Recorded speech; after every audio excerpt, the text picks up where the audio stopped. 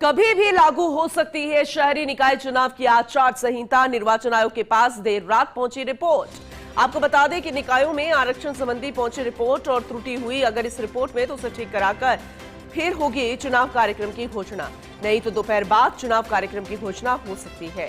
चुनाव कार्यक्रम की घोषणा के साथ ही संबंधित शहरी निकायों में आदर्श आचार संहिता भी लागू हो जाएगी।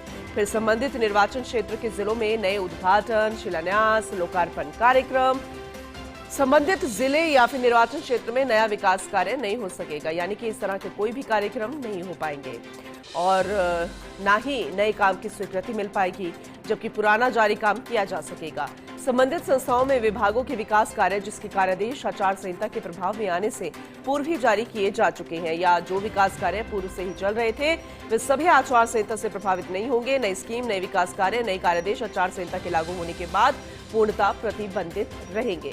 और ज्यादा डिटेल में जानकारी लेंगे, हमारे साथ associate editor doctor Rituraj Sharma जुड़ चुके हैं, उनका रुख करते हैं। ऋतुराज जी, इंतजार आदर्श आचार संहिता का कब से लग सकती है? चुनावी कार्यक्रम की घोषणा कब से होगी और हम उम्मीद करेंगे कि उस रिपोर्ट में कोई त्रुटि भी ना आए? बिल्कुल, हालांकि जब रिपोर्ट बनाकर आयोग के पास भिजवाई जाती है तो निकायों के जो प्रशासनिक अधिकारी है और प्रशासन है उनके द्वारा से पूरे देखभाल कर रिपोर्ट भेजी जाती है। लेकिन फिर भी यदि इसमें कोई त्रुटि रह जाती है तो इसको दोबारा ठीक कराने के लिए भेजा जा सकता है। बाकी जो रिपोर्ट है वो मिल गई है, इसका अध्ययन जारी है और ऐसा माना जा रहा है मोटे तौर पर कि दोपहर बाद चुनाव कार्यक्रम की घोषणा के लिए प्रेस कॉन्फ्रेंस होगी। तो इस ये जो अभी तक जो संकेत मिले हैं उससे साफ है कि आज आचार संहिता लग सकती है निकाय चुनाव की।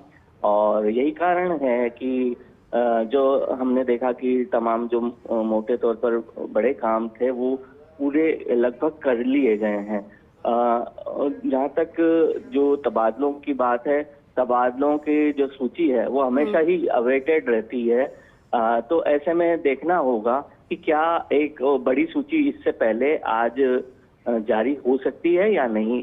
यदि नहीं होती तो वो वेटिंग में रखना पड़ेगा और अगर बहुत अत्यावश्यक हो तो उसे आयोग को भेजकर उस सूची को मंजूरी दिलानी होगी। तो ये तमाम स्थिति सामने आ रही है। जो अध्ययन है वो देर रात भी आयोग में जारी रहा।